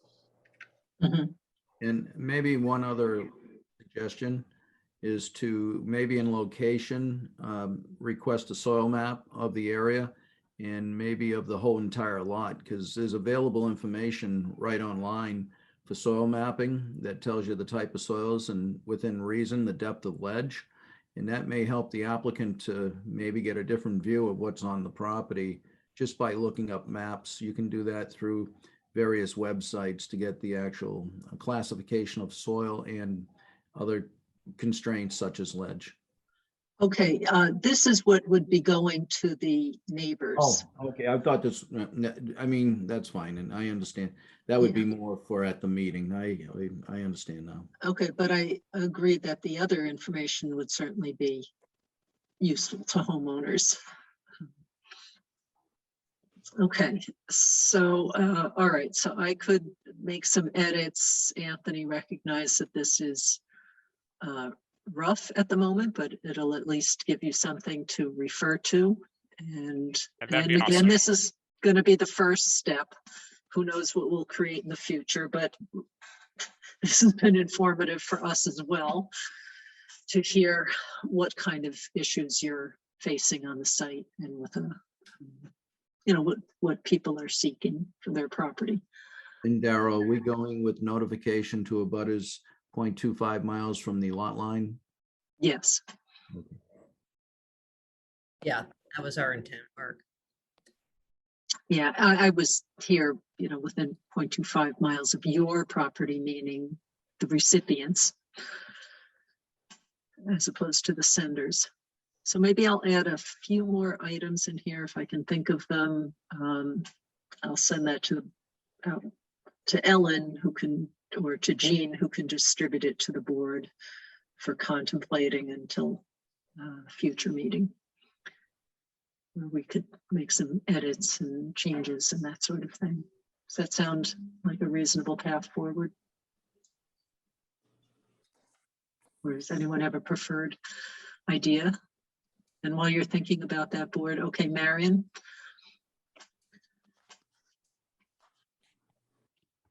Go ahead, Marion. Yeah, thank you. At what point in the process, it seems to me this notification of abutters is something that would happen after the Board of Health has approved the general plan. Yes.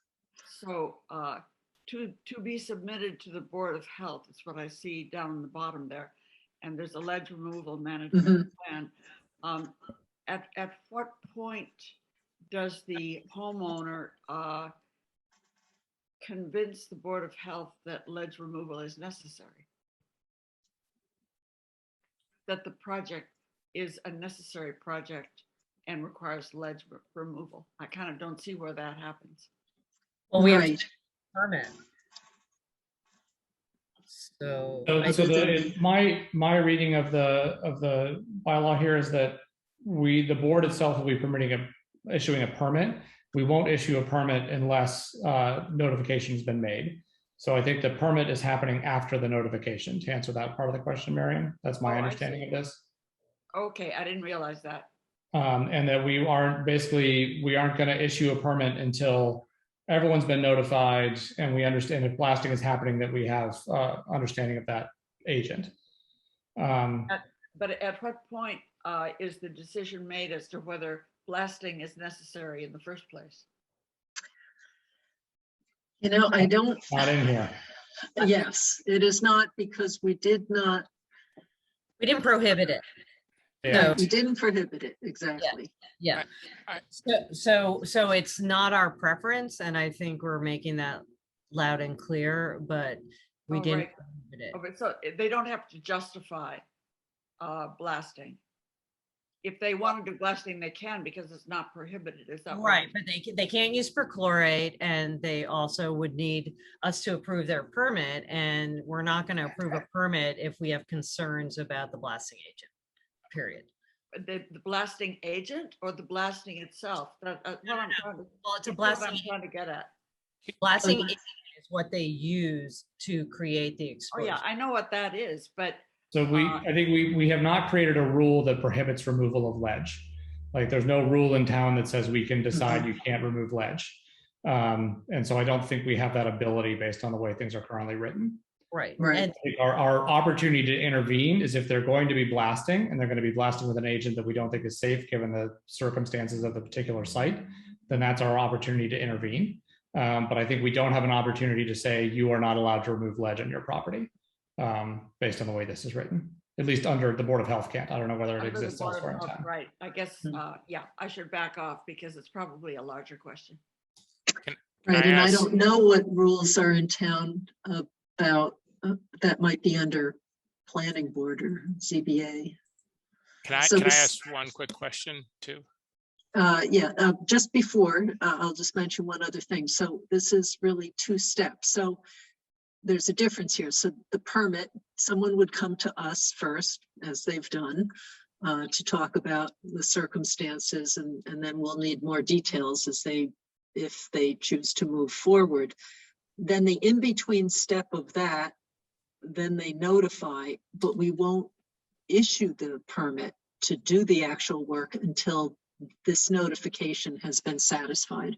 So that's the flow. Because it's a way not granting the permit immediately until after the notification has occurred is just the way of ensuring that the notification takes place. Okay, go ahead, Anthony. So I'm just kind of theoretically projecting down like a potential. Let's say we find a suitable site on another quadrant of the property, and we don't find any ledge. I'm assuming that at that point, all of this would be like kind of null and void, if you will, if we choose to relocate the tanks to an area where there is no bedrock disruption. At least for the Board of Health. I don't know who in town is in charge of digging really deep holes. Yeah, well, I mean, is we would, that of course, I don't know. You'll need a building permit, but the Board of Health, if you're not removing ledge, I think this is done and the Board of Health is no longer involved. The only time we may be involved is if there's any interruption to the present well on site or to the septic system. Outside of that, if it's away from it and not causing any interference, say with the final grading or stabilization of the side slopes of the septic system or too close to the well, then it shouldn't be an issue. So most of it is clear for you to go forward as long as there's no interruption to the well or septic system. Okay.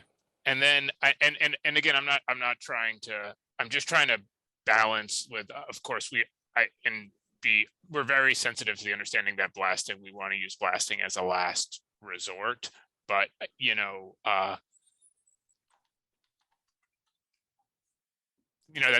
that's it. That's what I kind of say. We're going to continue to be sensitive to that, and we will, we're going to explore other options, and want to thank you guys for your commentary on this tonight. So kind of giving us some guidance. Absolutely. Good. Yeah, and certainly you can relay questions to Mark. Again, it may take more discussions by the board because this is so new for us. So we don't have really standard procedures that we've established that he can base any comments on. So, okay.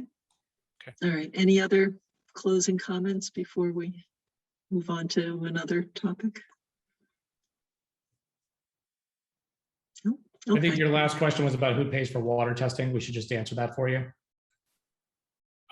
I did answer that I thought first. they did, but sure. Okay. You can say it again. I like hearing that. I maybe forgot. Sorry, I probably got lost. It's okay. What we decided first time around was that the notification was just to give the nearby neighbors a chance to establish baseline. So frankly, should they need to go to civil court because there's been some damage to their water, they have the information they need. Yeah, no, I understand. Sorry, I just want to make sure we answered all of Mr. Sparandra's questions, and apparently we did, and I just forgot. Okay. Thank you. All right. Well, thank you very much, and for having a nice exchange on technical issues and all the rest on this topic. Thank you. Thank you. Okay. Let's see.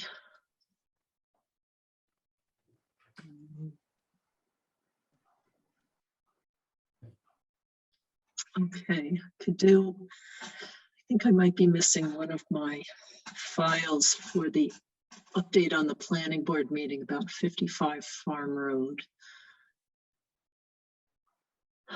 So I might have to take a minor break to pull that file. I didn't move it over to this computer yet. Actually, Oh, I was going to say, while you're doing that, I need to step away for a second. I'll be right back. But I think we have a quorum without me, so I'll be back in a minute. Oh, I was going to do the same, but I'll wait. all right, tell you what, Okay. we're going to have a recess for 5 minutes so I can get the file I need. How about Sounds that? good. Perfect. Thank you, Daryl. Okay. All right, we'll be back, everyone.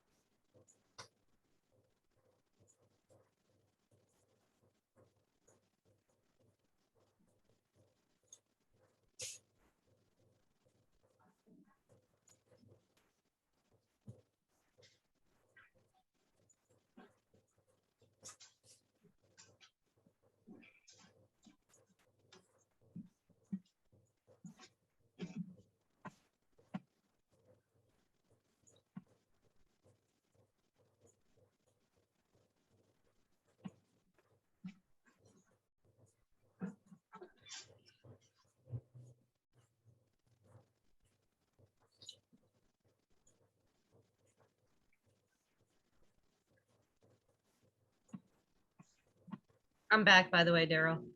Hi, okay. Yeah, me too. All right. We'll be ready in a moment. And Rebecca, are you still in? Yes. Okay. All right. So we'll reopen the meeting and let me just wrapping up.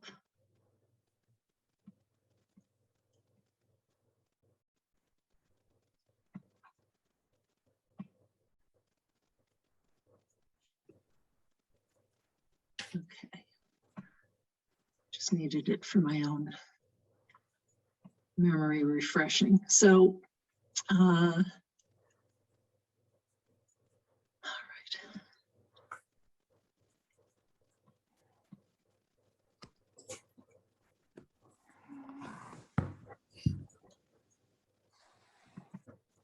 Okay.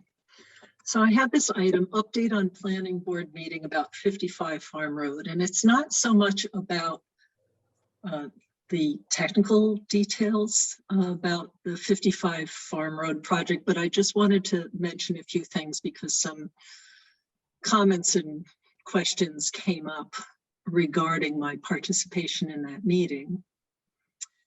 And there were statements made about what I said, which were things that I absolutely did not say. And the reason they concern me is because if I had said those things, it was opinions about the legitimacy of certain things or desires that the board had or that I had for changing the location of the well that we approved. And these are absolutely not things that I would say without consulting with board members first. And so that's why I'm bringing it to this meeting, because I wanted to reassure you that I do not engage in discussions with the Board of Health in our meetings and come up with a decision that we all agree on or the majority approves or makes a decision about, and then go and say things that are to the contrary. And so that's what I wanted to mention here. And let's see if I can, and I will explain then what I did say. Hey, Daryl, I mean, Yes. all I'm concerned about is if there were modifications that were discussed at that planning board, that we just have the opportunity to discuss them at a future meeting as a board. I mean, I don't really pay attention to like hearsay or, other commentary. So, I have confidence in you and your judgment and, but I'm just saying, like, I didn't even hear anything about this. Okay. That there were potential modifications discussed that we have not reviewed and approved yet. So, okay. When it, So then, yeah, I would also appreciate that a little bit more information be shared with the board when these kinds of things come up. What do you mean?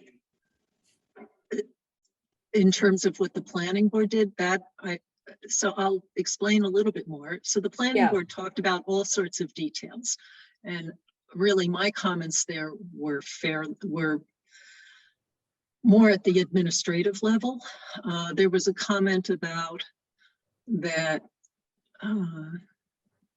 there was only one location for the well on the property, and the board agreed that that was the only location, or roughly along those lines. So I didn't address, what I did talk about in response to that was I just clarified that when people bring in plans to the board, we review it for whether it's compliant with our regulations when variances aren't required. So, and that's what was done in that case. And that's really all I said about that, is that's just the process that we have. We do not go through what all the options are unless people ask us to go through the options.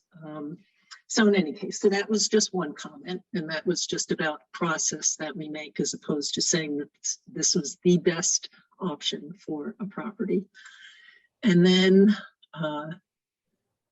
the other comment was that I wanted, among others who were participating in that meeting, wanted the well moved.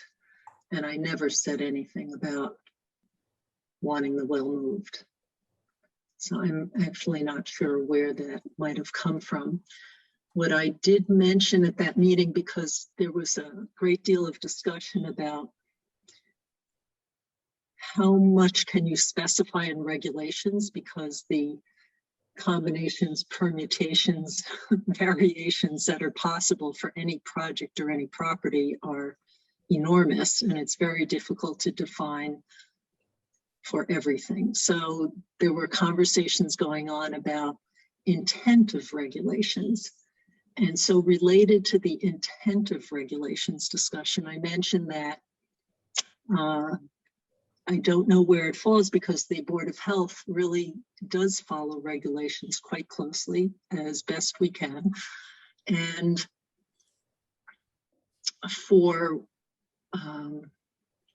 you know, how do we look ahead to things that we can see? Maybe it meets the letter of the law now, but in terms of replacement systems and ease of having a replacement system on the property, how far do we look ahead to what might come next for that property? So that's what we, those are the only two comments I made. And I said I didn't know if it was something that would fall under planning board more than under Board of Health. And how does the town look at how we address the issues about intent, how much detail it's even possible to provide in regulations to cover every circumstance, and how do we deal with that? You never can. I mean, like, so you have to make regulations that you believe are going to address the majority of situations and settings, and that they're appropriate. You're never going to get 100%. That's just the way I mean, it happens in the environmental regulation arena as well. Like, so you make the regulations performance-based that you believe are in the best interest of protecting, you know, public health and the environment. And that's what we do. And I guess I'm just not particularly concerned about people complaining about things that are not germane to the issues at hand or that are within our domain. I just, you know, I think it's helpful that you provided that context, Daryl, but I guess you know, as a board member, this isn't something that I think is really warrants extensive discussion, because when they come before the board, if there's a modification, we'll discuss it, we'll evaluate it. And if it's, you know, compliant and appropriate, you know, that's one area. And if it's not, then we will tell them why and what they need to, you know, reconsider. I guess I just, once we start getting into these gray areas, it's not a very sort of, it's not going to be successful for any of us if we start dancing in these gray areas. I just. Right, it is sort of difficult, and I did want to have that discussion more at another point. So I was more concerned with characterization of what I talked about. So I was think really my greater concern. I mean, I think, I appreciate you coming out and saying that, but I think, I think we've all seen situations in which, the Board of Health has been attributed having done things that we didn't. And so we can appreciate it's a tricky situation. I think our last discussion shows well where we can make a regulation, but I don't think anybody anticipated a rainwater recovery system being a need for blasting ledge. And so then we're sort of stuck in this gray area. But I agree completely. I think we get into trouble when we try to sort of make decisions on the fly about individual situations and try to sort of mold the rules to fit individual situations. I think we should, if we're concerned about things, that we should sort of be forward thinking. I think when we discussed 55 Farm Road and the well, I think we all felt a little unsettled at sort of the sequence in which things were happening, and that we were sort of being asked about a well without sort of full information about the septic and the rest of the plan. And I think if that's a concern we have, then that's something we should address proactively. But I think if we sort of do it on the fly in response to an individual situation, that's where there's potential for bias to come in. And I think that's what we really have to try to avoid, and to just make sure we're enforcing things evenly. And if we run into situations where we feel like the regulations don't support us, then I think we need to discuss sort of proactively changing some of our local regulations to address it. Which we do, right? Yeah. Right. So we've crossed over a little bit into the discussion of process for approvals, but I was also going to recommend that when we have the full board, that we dive into that a little more deeply, or whether it needs much more than what's been said now. But okay, so Marion has her hand up, and then we could get back, circle back. I of course was at that planning board meeting, and I was the one who made the comment about intent. It was, but I was referring to the intent of the zoning bylaws, not the intent of any planning and any Board of Health regulations at all. And it was regarding the kind of stepping back and taking the big view of the whole project before you get tied up in details of who has approved what. So just to reassure you, Daryl, you didn't. Oh no, I actually liked your comment about intent, and was more philosophizing, perhaps saying it's something worth considering, because again, trying to nail down every detail. And anyway, we should somehow there should be more discussion about that, because I do feel we have, as Lisa pointed out too, we can't cover every circumstance that might come up. So at some point we have to interpolate, maybe, or extrapolate from a regulation into just a wholly different situation than we've ever encountered before, or that's not specifically addressed by a regulation, but could have been had one anticipated it, or something like that. Or whether that's just too bad, and as Matt said, you wait until after and then you correct it later, or address it afterwards. But anyway, so I did appreciate that you were talking about for planning board, but it just made me think of issues that I could see with the lots that were being discussed, that generally, right, there were some other things for having a robust future for the properties that might be looked at differently. But anyway, and happy to discuss that, but it was more the update, just the clarification of what was the intent of what was talked about then. Or that I didn't say that a well should move, and yes, anyway. Okay, any other questions or comments on that? Otherwise, I think we could circle back to the COVID-19 update. Sound good? And so Matt, do you have any comments? Sure, I mean, I can comment on this. In regards, I think we'll just go by the bullets. So mask requirement of public buildings. I think I misspoke a little bit earlier. I said things were trending down. They had been trending down pretty consistently until last week when locally rates jumped up again. Like I said, we don't have data for this week again until tomorrow, but we're still higher than we have been in the past. We're still above the current case rate at which the CDC recommends indoor masking. So I wouldn't say we're at a place where we want to change anything as far as that goes. As has been noted, we're getting a few cases every week. And so I think we haven't turned the corner to where I'm ready to loosen anything there. Right. From a school standpoint, things are going well. The schools have started to work on sort of the protocols around implementing the vaccine mandate. This was discussed at the Joint School Committee meeting last night, and I think went reasonably well. I think they're just doing some looking into the process around granting exemptions. But so far so good. They're trying to sort of move that as quickly as they can. As they work out those things, the plan is to start having regular testing of any unvaccinated employees starting as soon as next week. The pool testing has been going well. I think there've been a lot of hiccups with the vendor the state has sent, and that the vendor hasn't been totally sort of prepared in a lot of cases. We've been lucky in that we were doing it ourselves last year, so we were able to sort of train the vendors a little bit ourselves and get things rolling. And as of, I think, the last update, which was on Tuesday, so I haven't had the latest round of results from this week yet, but we haven't had any positive pools in our pooled screen testing at the elementary school level.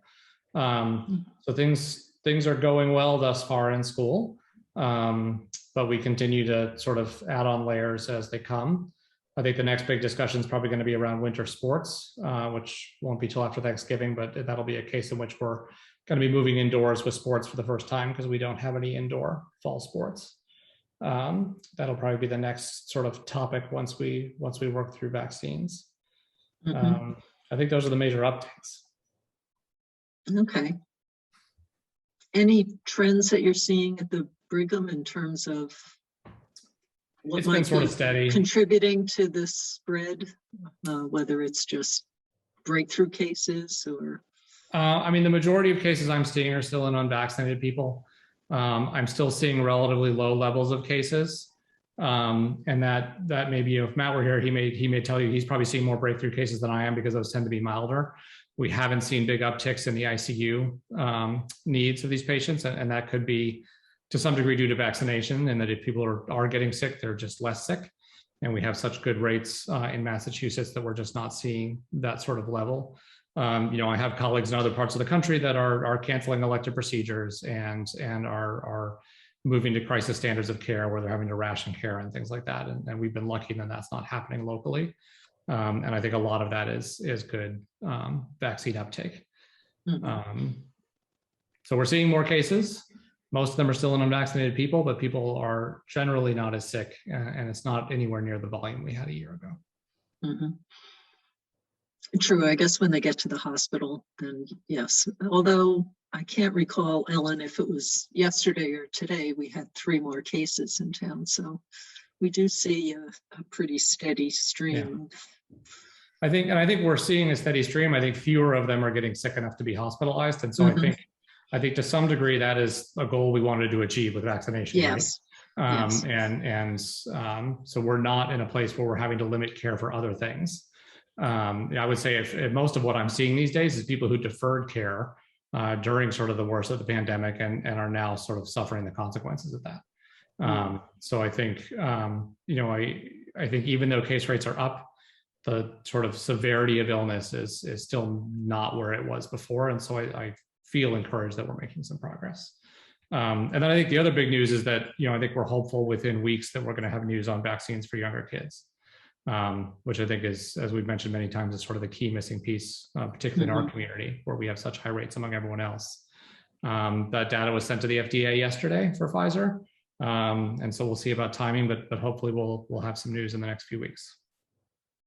Right, because I guess for me, that is the question. So we have good rates, people aren't getting as sick, but we still have this under 12 group. Right.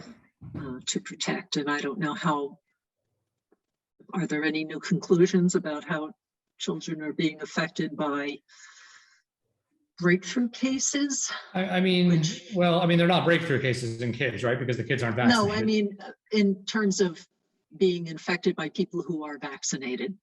I don't think we have data in that level of granularity simply Yeah, because it's okay. just hard to know exactly where you got it, right? Yeah, okay.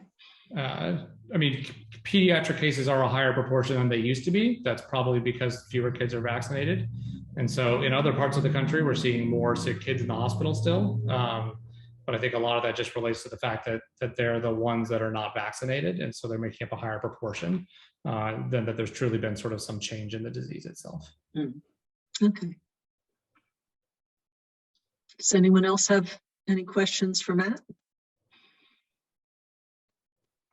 Including, yeah, thanks for that update. And, you know, I would just say, like, based on, you know, the dashboard that Massachusetts has, and it's similar to what we've seen in other states, you know, it's trending down in age. The case rate, the incident rate is definitely higher proportionally now with younger cohorts versus, you know, initially it was definitely all like 50, 60 plus that we were seeing the, you know, vast majority of cases. So I think that's just another testament to how well the vaccine is protecting people, which is great.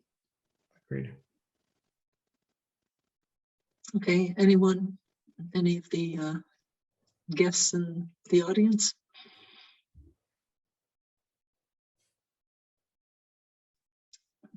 Okay, no. All right. Let's see. I just quickly want to go over this and then bring up that second item that was added, just as not anticipated by the chair. So, Ellen, I know these are required attendees and not the entire board is not listed here, but it does say all town employees, elected officials, and volunteers. So I assume that eventually folks need to do this training and they can either attend this seminar that will be October 13th, 6:30 to 8:30 p.m. or there will be, say, if unable to attend, follow up with select board within 2 weeks to request directions on how to make up the missed training. Is this different from the one that has been offered in the past that I've already done? Well, we have to do it periodically, so I don't know if they're trying to get everyone on the same schedule. And there was the online version that you'd sign into. And Ellen, do you know if this is replacing that training that we used to do? I have no idea. This is just what I received. Yeah, right. And I got this as well. So I think it's more or less the same, but it's not the course. It's just an update on open meeting law as well as the regular course, which is really, I think it's not on open meeting law. It's more on ethics. I think it's Conflicts the of test we interest. take is. Say again. Conflicts of interest. Yeah. So I think it's just trying to get everyone up to speed, but it doesn't replace taking the updated ethics certification every 2 years, I believe. so is this required? Because otherwise, I've taken this multiple times for town and for jobs. I'd rather, if I have to take the online thing, I'd rather just go straight there. No offense, but. Scroll up, Daryl, scroll up on this. It just says, keep going. Recommended. Yeah. Okay. Okay. We'll be taking attendance. Don't worry. Well, if it could substitute for doing the online training, I'd be all for it, because maybe we could talk about Sherborn relevant details, which would be wonderful, but I think all right. it's supplementary. It doesn't substitute. Yeah. Okay. Okay. All right. Let's see. Okay, so I think the last item, oh no, maybe there was something else. All right. We have minutes for approval. We have, though, the issue about bow hunting for deer on public lands.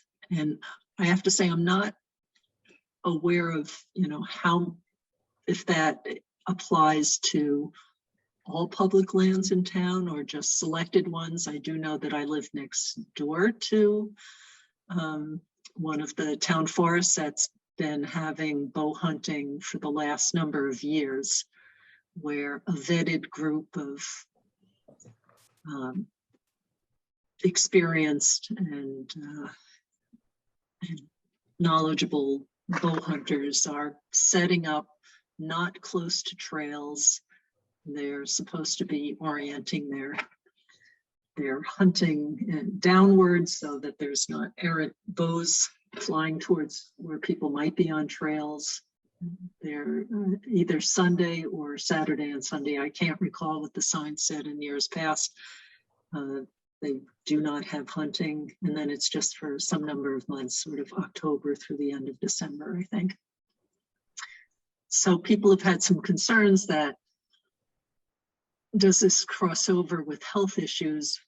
Since with COVID-19, people are looking for more things to do outside and are using the trails more, and does that present a risk, or it's kind of presents some kind of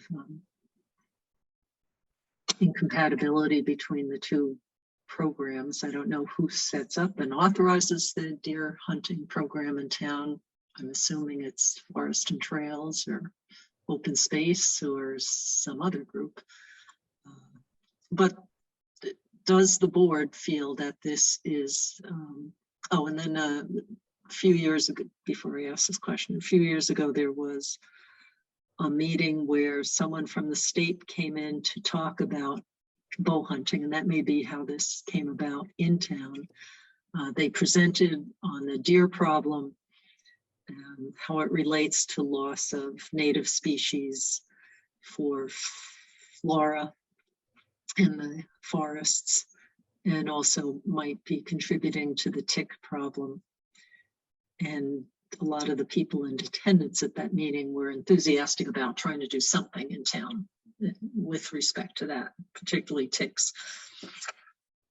So in any case, does the Board of Health feel that this is something we want to weigh in on and should weigh in on? I don't think so, to be honest. It feels a little bit of a stretch to say, because of a pandemic, more people are outside, and so this becomes our jurisdiction. Yeah. Like, there's a lot of outside space. Yeah, I think this is like a trustees COMCOM issue. Are they comfortable with people, accessing those public lands for hunting? And if so, what are their requirements? But I don't think this is a health issue per se.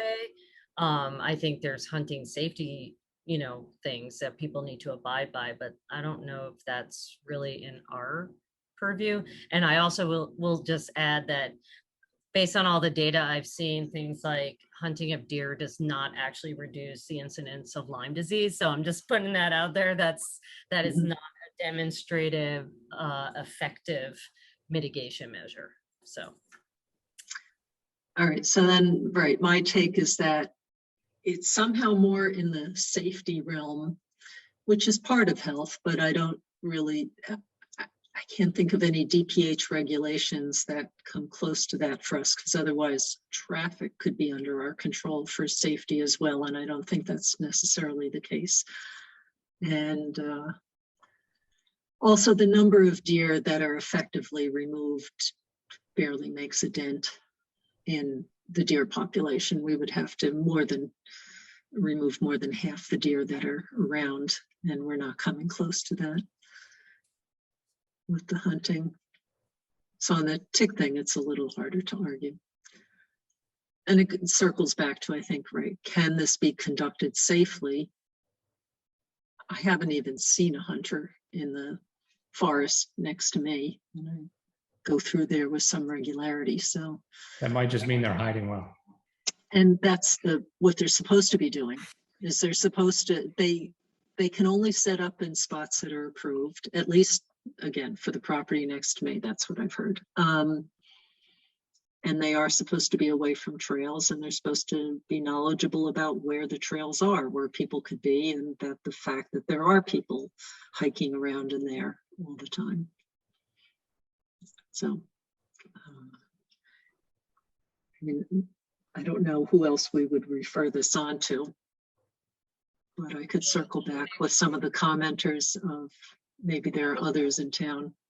DCR, the town land trust, I mean, those are the people who should be articulating if there's restrictions on things like bow hunting. And then, you know, like the normal restrictions that I think the state covers, like it can't be within 500 feet of a private residence, blah, blah, blah, blah, blah. You know, there's certain restrictions on that, but those are not Board of Health restrictions. Those are hunting, you know, fish and wildlife. Okay, all right. Jeff has, I was going to add a couple of things if it's all right, because it was, I don't know if it was approved by the select board, but it was reviewed by the select board. And we imposed, or we requested things like, I don't think they're allowed to hunt on weekends. It has to be on weekdays. And I think they can only be in a tree stand. I don't think they could be walking around sort of free form hunting. They have to be perched in a tree stand as well. And on weekdays. And there's a hunting season, a hunting period, and they also have to have a town permit, I believe. Yes, they have to be approved. So it's not a lot of people there either. It's not densely populated with hunters. Okay. All right, a last thing, minutes for approval. So we had 2 sets of minutes. Do we have a motion to approve the minutes for June 16th and July 7th of 2021 with the edits as submitted? And I received edits from both Matt Beavers and Daryl Beardsley. I have one edit, but I can email it to Ellen. It's just very small. On which minutes? The 17th. I'm sorry, the 7th. Okay. Will you be able to do that tonight? Yeah, I can do it right now, actually, if you want. Yes, please. Thank you. Okay, so do we have a motion for approving? Second. Any other comments? Daryl, aye. Matt, aye. Lisa, aye. Rebecca Honeywell, aye. Okay. Did we miss anything? Refreshingly brief. Okay, does anyone who came have a question that didn't, or concern or topic that we skipped over? Anything else? Otherwise, we'll be adjourning. Okay. So agreeable that we will adjourn? Sounds good. Ciao, guys. Enjoyed it. Good night, everybody. Bye. Good night. Thank you. Bye. Bye.